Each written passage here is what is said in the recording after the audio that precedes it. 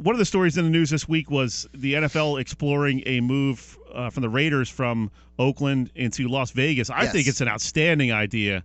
I mean, I know Arthur Blank from the Falcons kind of brought up the point that, hey, they need to research this more. Will there be enough people to support an NFL team in Las Vegas? My theory is, look, you only have 8 home games. You're telling me you can't fill a 70,000 seat stadium 8 times a year in Las Vegas? I mean, come on, that's a destination on everybody's bucket list anyway. And if you can go there for 4 or 5 days and catch an NFL game, I mean, that's a match made in heaven as far as I'm concerned. See, I'm with you. I think this is an excellent idea, and I think Arthur Blank having to quote-unquote investigate it is basically just an old guy who thinks that all that Las Vegas is a bunch of mobsters and gambling. If you go to Las Vegas, it's not all about gambling. There's so many shows and so many restaurants and so many attractions that go along with the city.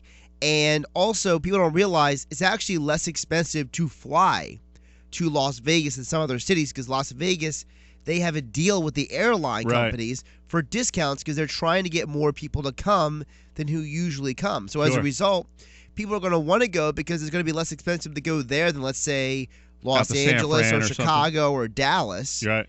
So it's a win-win for everybody. Plus, you're talking about you're within a 4-hour drive of Los Angeles and Phoenix. I mean, you'd have a ton of people coming up from Phoenix and L.A. out to, I'm sure a lot of people will watch the Rams in Los Angeles, but still, that's a nice little weekend trip out to Vegas, catch a Raiders game. Let's not also forget that a lot of people who live in Las Vegas are not from Vegas. No. So they're going to be like, all right, I'm setting aside these games because my team's coming to town to play the Raiders.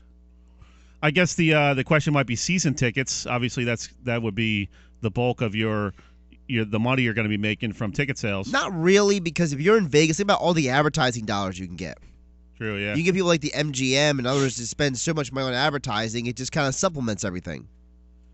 Yeah, I think it would be a great thing for the NFL to the Las Vegas Raiders. I mean, that would be really cool.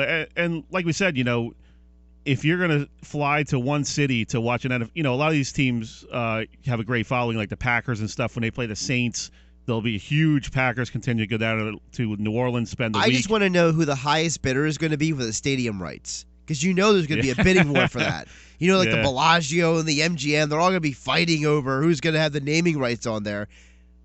That'd be hilarious. And, really, Oakland, I don't know if they could, can they afford to build a new stadium out there? Well, that's Probably the problem. Not. They've been trying to get a new stadium out in Oakland for years. That stadium is just, it's not just eyesore. It's falling apart. Yeah, it's decrepit. It was a built dreck hole. in the 60s, wasn't it? Or 70s? 70s. Yeah.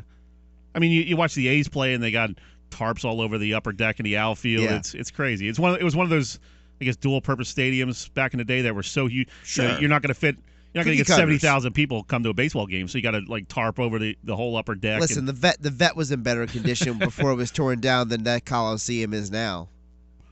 Yeah, so definitely, I'm all in on moving the Raiders out to Vegas. I think that would be a really cool thing for the NFL. And people that worry about gambling, everybody gambles on the NFL anyway. I mean, look at fantasy football; it's ridiculous. Right.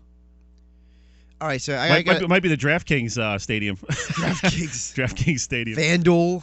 Yeah.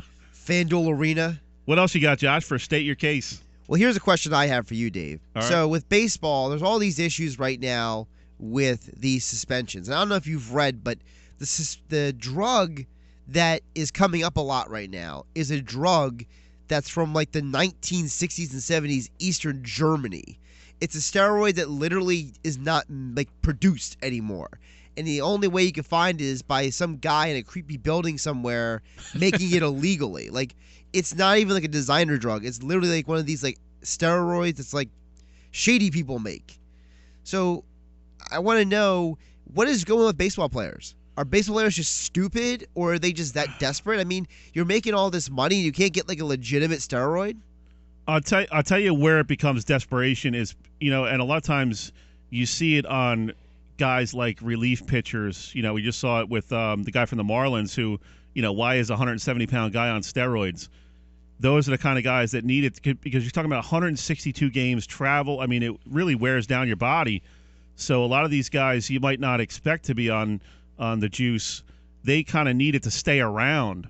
You're not going to get your major stars. They know their place in the game. They know they're going to be set for life with these contracts. But a guy making a couple million a year who might only have a lifespan of 2-3 years in the majors, you might think about taking another route to extend your career another 2-3 years. And that could be huge dollars in terms of the life of your salary. But do you have to use that? I mean, I don't.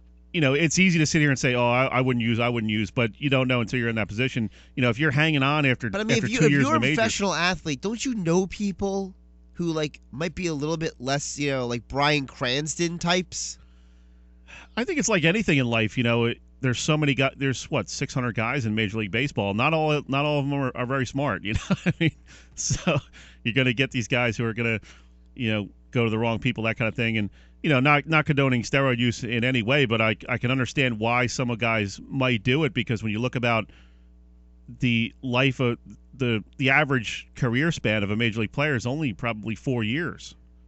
You might make it up when you're 24, 25, and you might be done by the time you're 29. See, I ask these questions because when I was in high school, I was actually tested for drugs and for performance-enhancing stuff, and I always noticed, I felt like the guys who were doing it, who I felt were doing it, never got tested, but they always pinned me out because, it was easy for me to gain muscle and build muscle and be athletic, and for some reason, I always got pinpointed out, and I'm always, Were you all jacked in high school?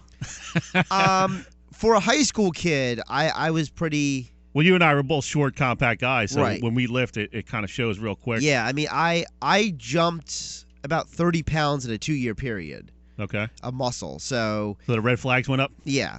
But at the same time, it was, like you said, we're shorter, so it doesn't get spread out as much. It's not like I'm 6 foot something tall. Yeah, if you're 6'5" and 180, it's kind of hard to build muscle, but when you're guys like us, 5'6", it kind of, you're 5'6", I'm 5'9".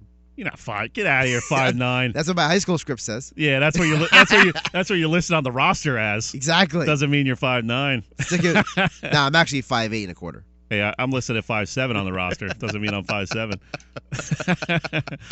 5'8" and a quarter. Get out of here. Trying to squeeze an extra quarter inch on me there. Absolutely. Listen, they measure me without the sneakers on. I get that quarter inch. I'm taking it. I'm Italian. I know what I got. Listen, I got to work with what I got. I always wondered what it's like to be 6 foot tall, just for a day. Sometimes I'll stand on a phone book just to see what it's like. Everyone tells me I should have been taller because of how big my feet are. So I don't know how true that is, but yeah, I mean, I guess the major issue with the steroid stuff is the testers are trying so hard to keep up with the abusers. And, right now the abusers are winning, but they're kind of closing the gap. Major League Baseball and all these other sports, football, they're spending a lot of time and money. Well, they have trying to close combat the this gap because this is getting ridiculous. Yeah. And people don't realize it's not just about what's competitive and what should or shouldn't happen. It's about what's logical.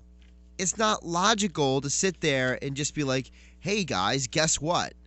I'm on this. Well, I'm on this. I mean, then it becomes who's got a bigger you-know-what fest. Well, I think the suspensions aren't really having an effect. I mean, your first suspension, you lose 50 games. That's 1/3 of the season. So. Actually, it's 80 games now. Is it 80? Yeah. So, and like the guy from the Mets, 3 strikes you're out, you're gone, you're done for that's the your other whole issue. life. You're mixing up because Jose Reyes just got suspended 51 games for domestic violence. Right. Oh, okay. Aroldis Chapman got suspended 30 games for domestic violence, but steroids apparently is much more serious than domestic violence. Yeah, which is nuts. I mean, that's insane. And you'll see some improvements to that, I think, in the next couple of years with the domestic violence. You see the NFL taking a much more harsh stance on it. The NBA is coming out with those PSAs. So, yep. Good that they're taking that much more seriously.